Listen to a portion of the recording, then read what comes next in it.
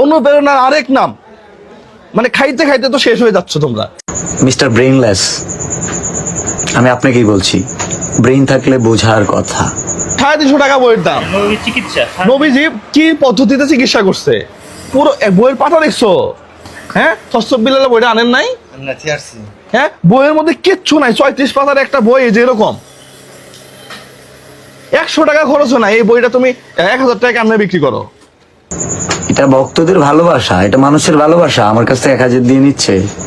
ওই 2 পাতার একটা গুগলে সার্চ দিলে ওরগুলা বাণী অহরহ আসবে। ওই যে বই লিখছে, আমি চ্যালেঞ্জ দিয়ে বলতে পারি, আমি যদি 6 ঘন্টা বসে থাকি ওই রকম বই আমি 2টা লিখবো।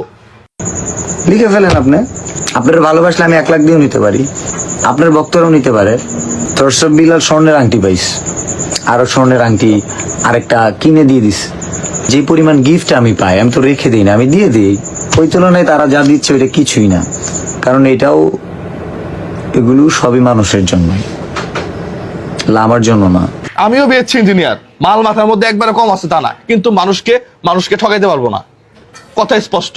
ঘুমাইতেছি না, জলে ব্যবসাপাতি কম চলে, অনেকেরই লেগে যাচ্ছে। থরসব বিলাল আসলে কি একটা অবস্থা। আমার রেস্টুরেন্টে দম বিরিয়ানি 200 টাকা পাওয়া যায়, যেখানে খরচ আছে 180 টাকা।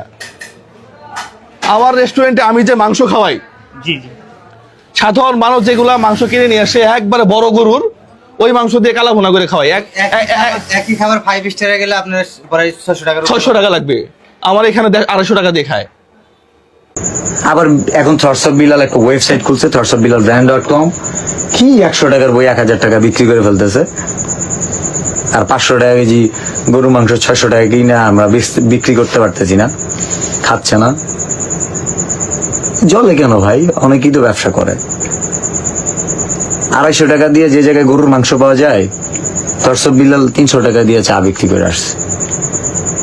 এখন আমি যদি কই 5 স্টার হোটেল ওগুলো 600 টাকা, আমার এখানে ওগুলো 100 টাকা, বেটা তুই 5 স্টার হোটেলে ব্যাস, 5 স্টার একটা হোটেল দিলে 2 থেকে 300 কোটি টাকা লাগে।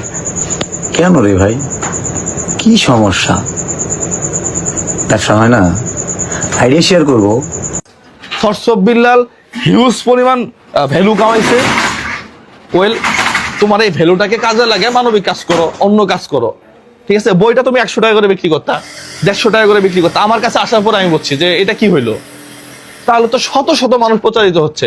আমি বলছি তোরে বই কিনতে হবে ভাইয়া, আমি কাউকে বলছি বইটা কিনতে হবে। এটা কি বিসিএস চান্স পাবে? এটা কি মেডিকেলে চান্স পাবে? এটা কি পাঠ্য বই? এটা না কিনলে পরীক্ষার প্রশ্ন কমন পড়বে না।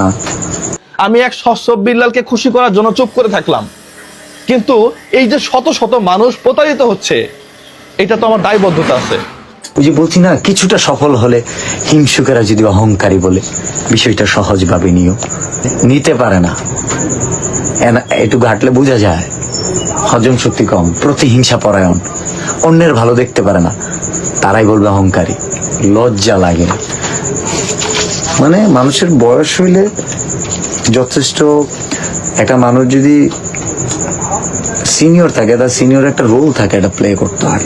না না, 10 টাকা দিয়ে যেটা দিছে এর মধ্যে যত লেখা আছে, বিশ্বাস করো এতটুকু এর মধ্যে বেশি আছে, এটার মধ্যে বেশি আছে। যে বইয়ের দাম 10 টাকা, 10 টাকা দিয়ে দিছে। হ্যাঁ।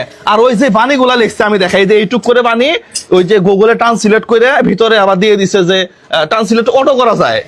এখন আবার হাতে বই লিখছে 10,000 টাকা করে নাকি। এই বইটা পড়ে অনেকে ভারতের অনেকে মুসলমান হইছে। হ্যাঁ, এই বইটা এগুলা ধোঁকাবাজি। 1 টাকার দেন মোহর হয়, আবার 1 কোটি টাকার দেন মোহর হয়, 100 টাকার বইও হয়। এই ছাগল, 12,000 টাকা বেতনে চাকরি করা ছেলেটা যখন মাসে 15 লক্ষ টাকা ইনকাম করে, ওইটা বেশি হয়ে গেছে মনে হয় না? যখন তার আর্নিং এর রেমিটেন্সই আসে 40-45 হাজার টাকা, যেই রেমিটেন্স, যার মাসিক ইনকামের রেমিটেন্সই 40-50 হাজার টাকা ব্যাংকে জমা হয়, এদেশে এই দেশে পায়, এই দেশে আসে রেমিটেন্স। 12,000 টাকা বেতনে চাকরি করা ছেলেটা যখন মাসে 16 লক্ষ টাকা ইনকাম করে, ওইটা বেশি মনে হয়? ওইটা বেশি মনে হয় না?